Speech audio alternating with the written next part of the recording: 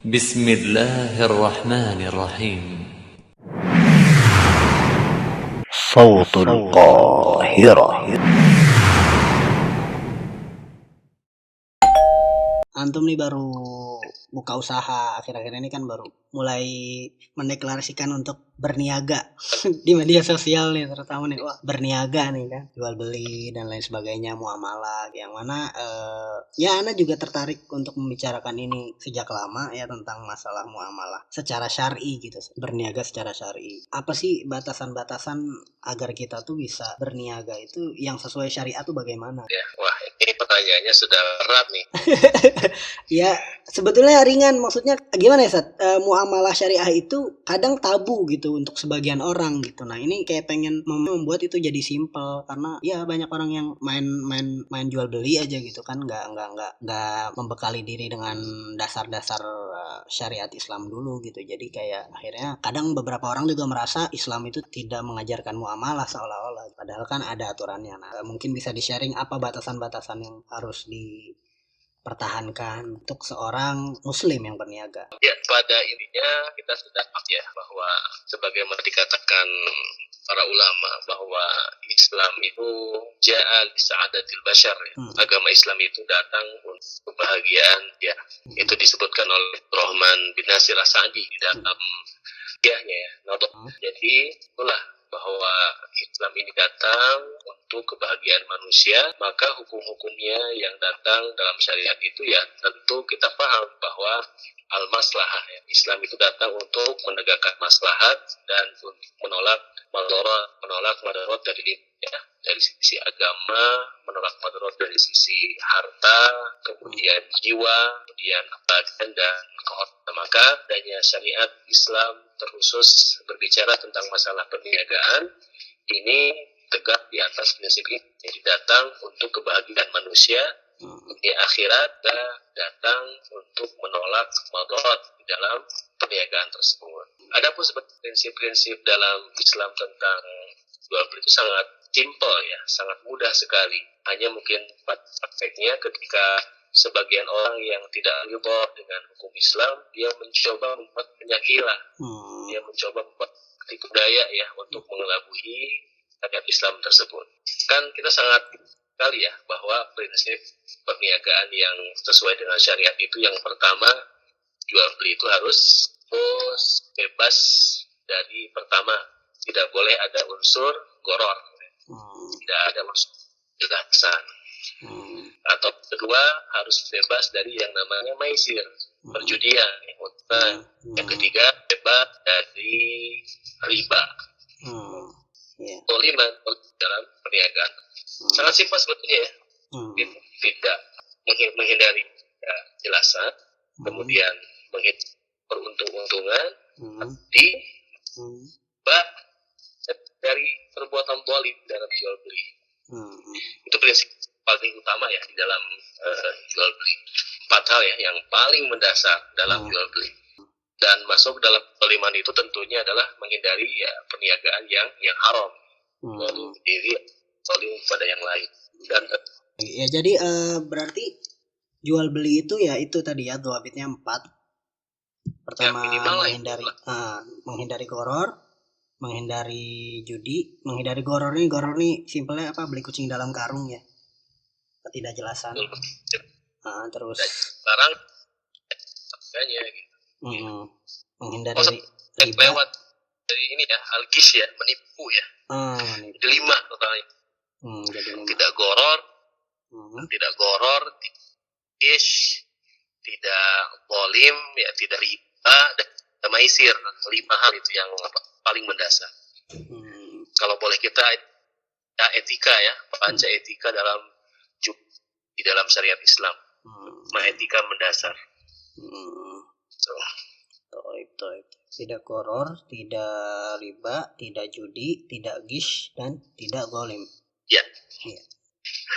Hanya mungkin pada prakteknya yang nanti ya sekali lagi ya, ketika membuat hilah itu ya akhirnya jadi banyak muncul permasalahan-permasalahan. Jadi banyak hal-hal yang rancu yang membuat orang tuh agak sulit untuk menghindari praktek jual beli yang melanggar syariat gitu. berhubungan dengan jual beli antar sesama muslim, muamalahnya kaum muslimin gitu kan. Yang mana hari-hari ini ya memang banyak ya lahir para pengusaha baru mungkin, karena mungkin ya keadaan pandemi begini kan banyak orang akhirnya jadi jual beli gitu, yang tadinya profesi lain juga mungkin beralih ke perniagaan gitu. Nah, ada hal-hal sensitif yang terjadi ya mungkin bukan hari ini saja tapi sudah berlangsung lama, tentang labeling sebuah produk dalam penjualan gitu loh. Nah, ini gimana labeling ketika misalnya seseorang melabeli sesuatu, produknya label dengan label sunnah, dengan label islami, dengan label lain-lain lah, syariah gitu-gitu kan. Itu kan sudah banyak sekarang gitu digunakan. Nah, ini bagaimana labeling ini ya terkait dengan kasus yang juga belum lama terjadi ya. Labeling yang akhirnya rame gitu kan, menghebohkan jagat. Bukan kue klepon ya, bukan ya? Bukan kue klepon. Ya tapi itu iya, makanya ini perlu diperjelas nih, maksudnya kan labeling ini kan tapi terjadi gitu kan. Orang melabeli produknya dengan produk sunnah, produk islami, produk syariah, itu ada. Bukan hanya di kalangan kaum muslimin, bahkan maksudnya di kalangan produk yang ada di mall pun begitu kan. Ada misalnya kosmetik islami gitu. Nah, ini gimana gitu. Baik, kita teringat dulu pernah dengar Ustaz Abdul Hakim ya bin Amir Abdad Abdullah. Kalau ditanya labeling sunnah dalam perniagaan, misalkan ada perumahan sunnah, ada pakaian sunnah gitu ya. Pakaian sunnah. Kalau kembali tanya apa sih dawabit sebuah pakaian dikatakan sunnah? Karena komitmen ketika kita mengungkapkan sebuah istilah, di sana sudah ada antoninnya yang kemudian lawan dari itu semua ya. Ketika ada pakaian sunnah, kita akan mengitlakkan adanya pakaian gitu. Ketika ada perubahan maka secara tidak pasti akan ada perubahan. Demikian yang saya tangkap dari ceramahnya Ustadz Abdul Hakim bin Amir Abdad. Jadi tidak semudah itu kita kemudian labelisasi labeling ya dalam produk-produk perniagaan sunnah, karena konsekuensinya sangat besar. Yang kedua, harus betul-betul dimaksud sunnah dalam labeling itu apa maksudnya? Apakah sekedar dan umpamanya itu maksudnya sesuai dengan kriteria Islam? Nah, sekarang ketika dibalik tanya, kalau kita berbicara pakaian sunnah gitu umpamanya, apa yang pakaian sunnah itu? Nanti si pembuat kadang-kadang bingung sendiri. Padahal tidak definisi khusus tentang pakaian yang yang sunnah itu. Yang penting pakaian itu adalah aurat, kemudian bukan kemudian aman dipakai, tidak menyerupai ini ya hal-hal yang memang dilarang dalam Islam. Selebihnya kan kembali kepada kebiasaan dan kaidah yang sangat agama ini al-adah muhakamah bahwa tidak menjadi hukum selama tidak menyalahi syariat. Jadi ya fair. Dan kita juga kembali ke zaman Rasul ya Sallallahu Alaihi Wasallam. Kan tidak pernah kemudian ada istilah ini madrasah bukan madrasah sih, pakaian sunnah, tinggal sunnah, perumahan tidak ada sebetulnya. Bukan tidak ada, siatnya tidak digunakan oleh para ulama sejak dahulu. Tidak di-brandingkan ke sana gitu. Itu tidak ke sana. Dan produk-produk ini saja. Ya mungkin katanya syariat. Kalau makanan mungkin sudah punya labelisasi dengan ala-ala gitu ya. Gak usah kita umpamanya punya produk kebab sunnah gitu. Memang ya di apa kebabnya? Atau umpamanya nah, emang di zaman Nabi apa ada sate? Mana gitu ya. Gitu ya. Jadi membuat yang kemudian menggunakan istilah tersebut gitu. Dia sudah saja hijab saja. Hijab mungkin kalau ini lebih ini ya sebetulnya lebih mendekat itu dengan istilah syariah gitu ya. Iya, syariah juga kan, embel-embel syariah juga banyak tuh sekarang dipakai ujungnya syariah. Misalkan komitmen ya, memang dengan syariah Islam ya itu bagus, tapi tetap saja pengistilahan dalam branding syariah itu tujuannya apa gitu. Iya. Saya pernah dulu ada sebuah instansi dalam bergerak dalam keuangan milik pemerintah. Boleh sebut merek ya?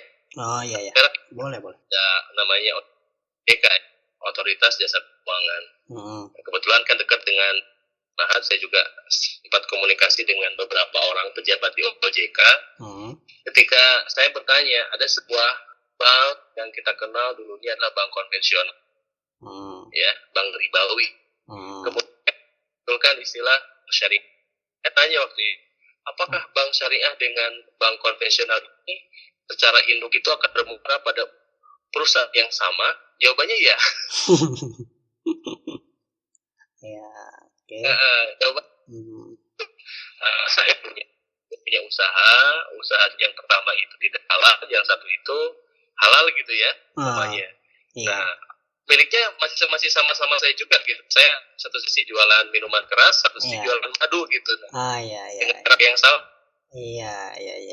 Ya, walaupun mungkin jauh di para praktisi di ya rumah yang sama gitu, hanya pintunya aja yang dibuat berbeda gitu. Pintu A, B gitu. Jadi beli syariah itu yang ya saya pernah juga baca bukunya Ustaz Badri ya. Bukunya bagus tentang badan perbankan syariah ya. Memang bagus sekali kajian-kajian. Rekomendasikan ya salah seorang alim Rabbani yang memang punya kompetensi yang sangat biasa dalam fikih, karena memang beliau ini doktor dalam Ustaz Ali bin Badri, Muhammad Ali bin Badri. Jadi mendingan pikir kembali lah labeling dengan istilah Islami, Sunnah, Syariah. Karena apa? Itu membawa beban yang besar. Yang kedua, tetap ini satu istilah yang tidak dikenal ya dalam coba dibaca kitab-kitab buyu para ulama dulu tidak pernah bahkan ada misalkan produk-produk dengan labelisasi dengan itu ya tadi dengan istilah ya. Syariah. Terlebih kalau memang itu ternyata di Islam tidak ada, maka sudah masuk ke dalam ranah kedustaan atas nama Islam. Iya. Misalkan musik jelas ya, kita sepakat musik itu Islam. Kemudian ketika Islami, maka dia pertama menipu orang. Yang kedua, itu menisbahkan sesuatu yang memang di Islam tidak ada gitu. Jadi ada mengandung kedustaan juga. Jadi memang tujuannya ini ya tujuannya memang menegakkan hukum Islam ya langsung sajalah kepada prakteknya. Tidak perlu mengangkat itu sebagai sebagai sebuah brand, sebuah labelisasi, terutama kalau branding itu ternyata jauh dari praktek-prakteknya. Jadi cuma nama saja, prakteknya nggak ada sama sekali sekali daripada nama. Itu kan harus Iya sih. Iya. Branding itu kadang digunakan memang untuk untuk menarik konsumen secara emosional gitu. Kadang secara emosional gitu. Jadi di sisi lain mengintimidasi produk lain ya. Produk lain yang serupa yang tidak memberikan label. Produk lain yang serupa yang tidak memberikan label yang sama-sama halal kan. Tapi itu di sisi lain madorotnya itu mengintimidasi, tapi emang itu kadang teknik marketing dalam menarik konsumen secara emosional, karena kan memang orang seringkali membeli sebuah produk tuh karena ada ikatan emosional gitu. Wah nih sunnah nih, wah nih syariah nih gitu kan, kayak kalau wanita berhijab produk kosmetiknya yang A dong misalnya gitu, kayak identitas gitu kan, orang lebih ke akhirnya memang ke identitas. Nah kalau misalnya ditarik ke makanan itu lebih parah lagi, maksudnya kenapa jadi makanan itu punya identitas, kan itu juga hal yang jadi serem ya. Ya, makanan Islami, makanan gak Islami kan itu serem sekali. Apalagi makanan Islami ini makanan yang datang dari Arab, padahal kan nggak semua juga makanan Arab dimakan oleh Rasul. Dan ya mungkin klaimnya kan begitu. Kalau kan ya makanan dari Arab juga dimakan Abu Jahal, dimakan Abu Lahab gitu kan. Jadi bukan cuma makanan Rasul gitu. Begitu Ustaz ya. Jadi ini merupakan tantangan buat kita semua para dai untuk meluruskan hal ini. Memang dan sunnah syariah Islami itu memang itu ya untuk membangun emosional ini ya produk. Kita tahu Indonesia ini negara dengan muslim terbesar ya di dunia. Iya. Dan sentimen cukup gitu. Makanya tawarkan melihat hukum-hukum syar'i, tawarkannya bukan dengan cara seperti itu. Kita punya isi halal, thayyib itu ya. Ini makanan yang thayyib atau bolehlah sedikit untuk mengembangkan ini adalah produk muslim gitu ya. Produk dari seorang lagi. Jadi kita kan sendiri juga tahu lah ini produk bukan produk barat tuh ya. Tapi kita sebagai orang muslim kita punya punya dorongan dalam kaidah wala dan baro itu ya. Wala dan baro itu tetap demi itu ya. Kalau ada produk yang sejenis dan itu harganya pun tidak terlalu jauh dan itu milik muslim, saya pribadi memilih produk muslim. Meskipun ya sampai ada peci, sajadah, jubah gitu. Kita juga bukan muslim ya. Jadi iya. Intinya gitu aja lah. Yang paling awal memang ya kalau untuk itu ya tetap acuan kita kepada dan thayyib ya dan hukum asal. Ya, ada sebab itu adalah halal. Itu aja sih. Tidak perlu ya. Tidak terlalu dipusatkan dalam hal dunia.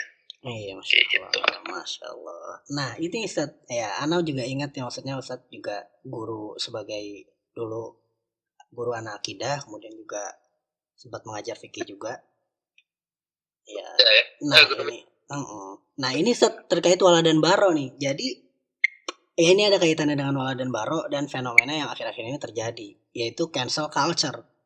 Jadi ada cancel culture gitu saat yang akhir-akhir ini juga terjadi, bukan cuma di Indonesia sih sebetulnya, ini di banyak belahan dunia ya.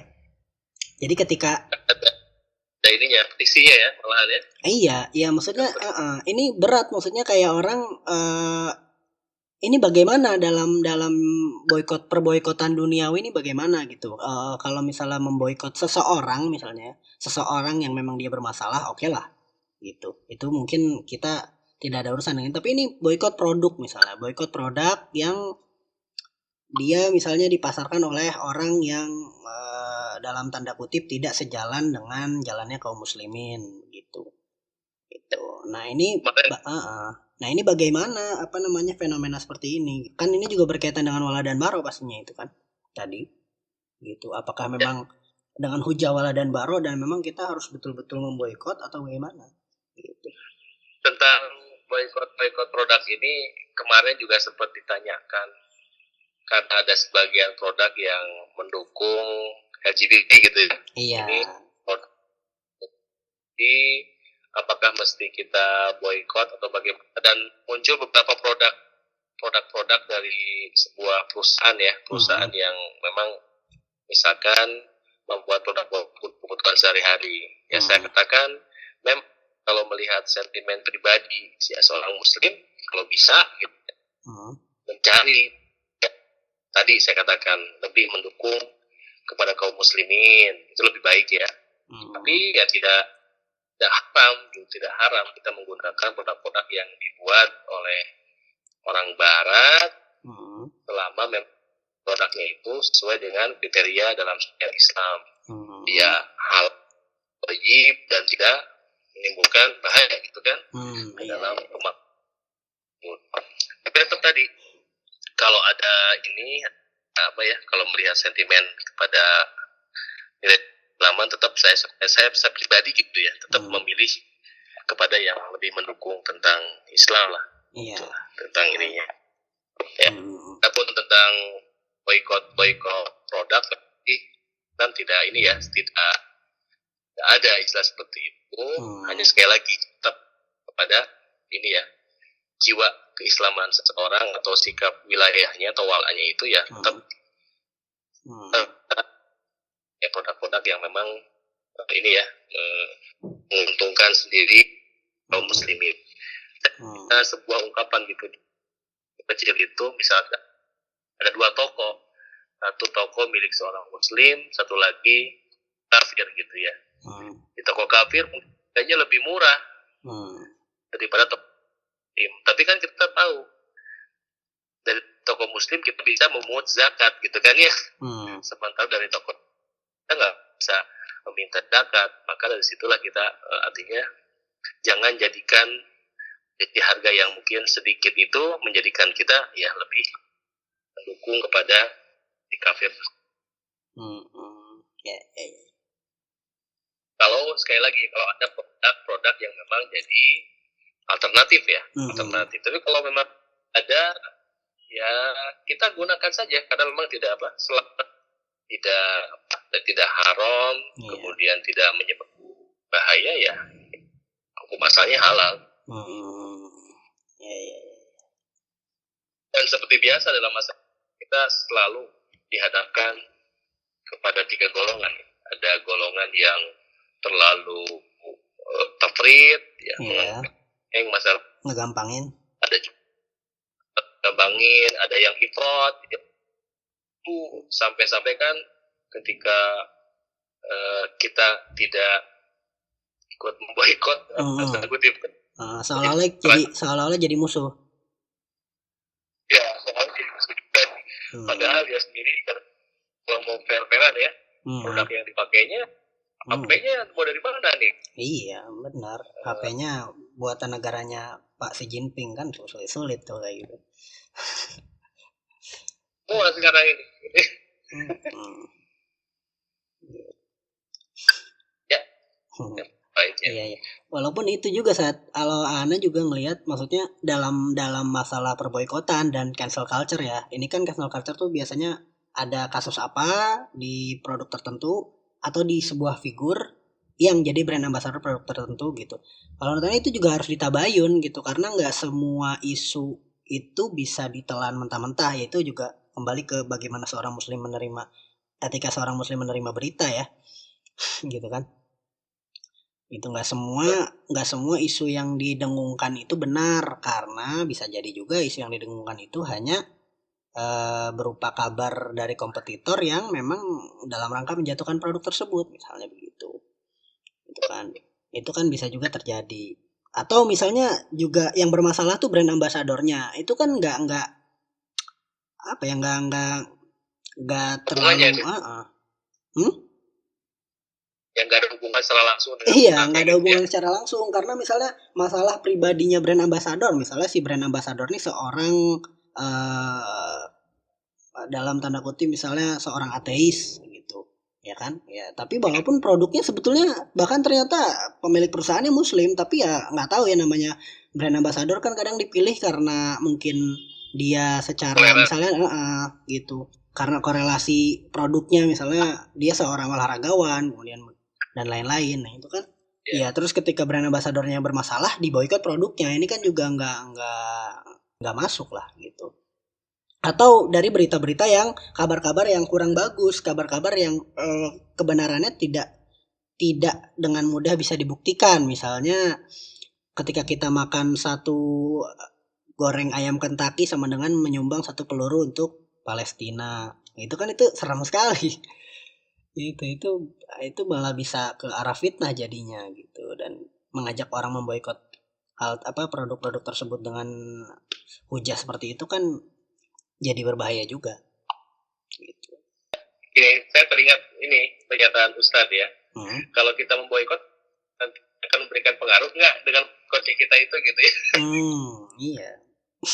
Kita jangan kan ini perusahaan yang bukan hanya ada di negeri muslim ya, ini perusahaan yang semuanya. boycott kultur cancel culture gitu ya. Ya kalau memang ya kita paham juga yang memang isu itu yang berkembang itu selalu ditumpangi dengan berbagai kepentingan ya, dan konflik of interest. Ya, pribadi Muslim memang tadi gas berimbang lah dalam segala menyerap informasi gitu. Baik, Ustaz, Masya Allah. Kayaknya untuk masalah perniagaan insya Allah udah cukup inilah dari dasar-dasar yang tadi, dan kemudian beberapa fenomena dalam dunia perniagaan di kaum muslimin hari-hari ini. Insya Allah sudah cukup terjawab lah insya Allah. Jazakumullah khairan insya Allah, sharing dan ilmunya.